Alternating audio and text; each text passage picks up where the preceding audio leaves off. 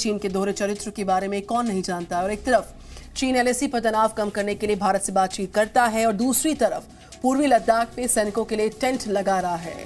Line of actual control के पास से कुछ क्षेत्रों से सैनिकों को पीछे हटाने की प्रक्रिया को आगे बढ़ाने के लिए चीन से अक्टूबर के दूसरे सप्ताह में 13वें दौर की वार्ता की पूरी उम्मीद है। और इस बीच आर्मी चीफ ने साफ कह दिया है कि भारतीय सेना हर चुनौती से निपटने को पूरी तरह से तैयार है।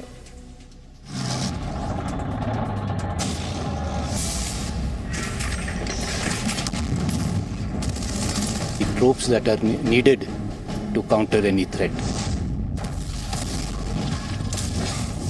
दुनिया की कोई भी ताकत भारत की एक इंच जमीन को कब्जा करने की कोशिश करेगी, हमारी सेना के जवान उसका मुंह तोड़ जवाब देंगे। बातचीत से बनेगी चीन से बात। चीन के खिलाफ कूटनीति चलेगी या कूटनीति?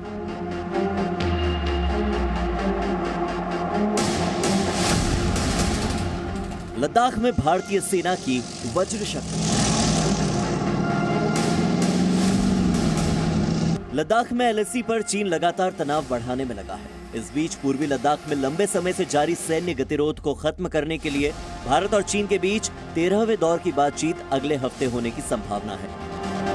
इसमें पूर्वी लद्दाख के उन इलाकों से सेना हटाने पर विचार होगा जहां अब भी दोनों ही देशों की सेना तैनात है।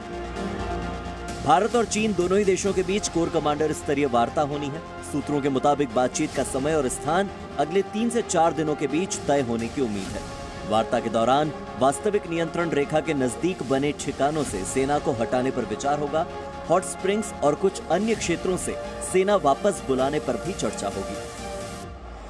इस बीच सेना प्रमुख जनरल एमएम नरवणे ने कहा है कि उम्मीद है कि अक्टूबर के दूसरे सप्ताह में चीन से 13वें दौर की बातचीत होगी और हम इस बात पर आम सहमति पर पहुंचेंगे कि डिसएंगेजमेंट कैसे करना है। The last 6 months or so has been quite normal.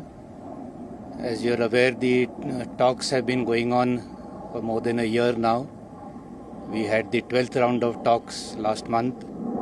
And we are hopeful to have the 13th round of talks very soon, perhaps as soon as next week, that is the second week of October. We are confident that as we discuss things with each other, and we will be able to reach consensus on how this disengagement is to take place, and by all the friction points will get resolved. Even when the talks had started, people were doubtful whether talks would resolve anything, but I'm of the firm opinion that we can resolve our differences through dialogue, and that is what has happened over the last few months. So I'm very hopeful that we will be able to achieve some results. इस बीच LAC पर चीन की चालबाजियों से निपटने के लिए भारत ने भी अपनी तैयारियां तेज कर दी हैं। एलएसी पर चीन की सेना को मुंहतोड़ जवाब देने के लिए पूर्वी लद्दाख के फॉरवर्ड एरिया में भारतीय सेना ने K9 स्वचालित हॉविट्जर रेजिमेंट को तैनात किया है। K9 वज्र 155 मिलीमीटर हॉविट्जर तोप लगभग 50 किलोमीटर की दूरी पर मौजूद दुश्मन के ठिकानों पर हमला कर सकती है और ये तोपें ऊंचाई वाले इलाकों में भी काम करती हैं। इसका फील्ड ट्रायल बेहद सफल रहा है।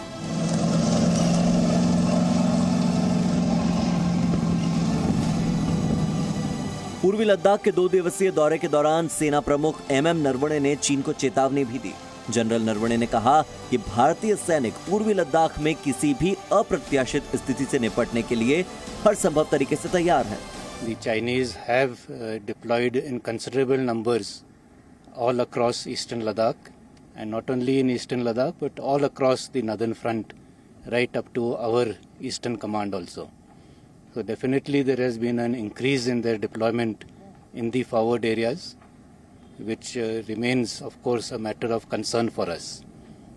But we are regularly monitoring all their movements, and based on whatever inputs we get, we are also carrying out matching developments both in infrastructure as well in terms of the troops that are needed to counter any threat. So we are, I think, at the moment quite well poised to meet any eventuality. सेना प्रमुख ने 2 टूक शब्दों में चीन की सैन्य रणनीति को लेकर कड़ा संदेश दिया। जनरल एमएम नरवणे ने 5 बड़ी बातें कही और उसे समझ लेना यहाँ पर बहुत जरूरी है। पहली बड़ी बात तो यह कि चीन ने पूर्वी लद्दाख में भारी संख्या में सैनिकों को तैनात किया है। दूसरी बात यह कि उत्तरी मोर्चे पर भी चीन ने तैनाती बढ़ा दी है। तीसरी बड़ी बात कि LAC पर चीन की गतिविधियां चिंता का विषय बनी हुई हैं।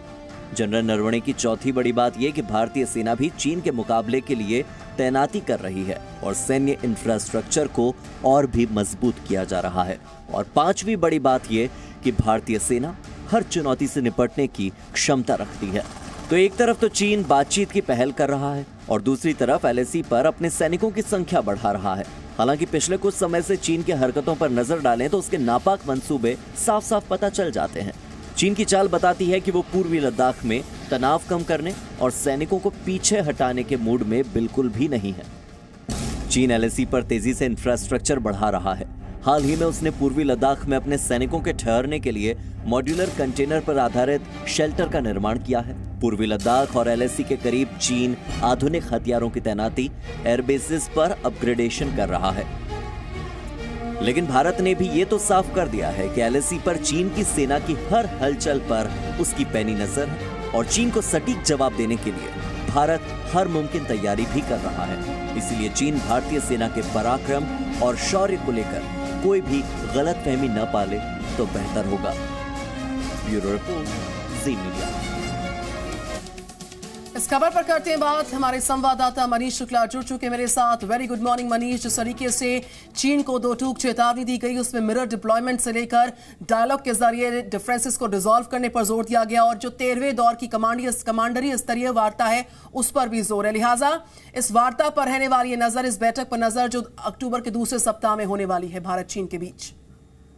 जी हाँ, गुड मॉर्निंग निधि। देखिए, भारत को अभी भी लगता है कि बातचीत के जरिए जो भी मामले हैं सुलझा लिए जाएंगे चीन से, और इसमें कुछ प्रोग्रेस हुई भी है। अगर आप देखें तो पिछले कुछ दिनों में कुछ सर्टेन पॉइंट से चीनी सेना भी वापस गई है। जो LAC के जो फ्रिक्शन पॉइंट्स थे, बातचीत के जरिए लगातार कोशिश भारत की तरफ से की जा रही है।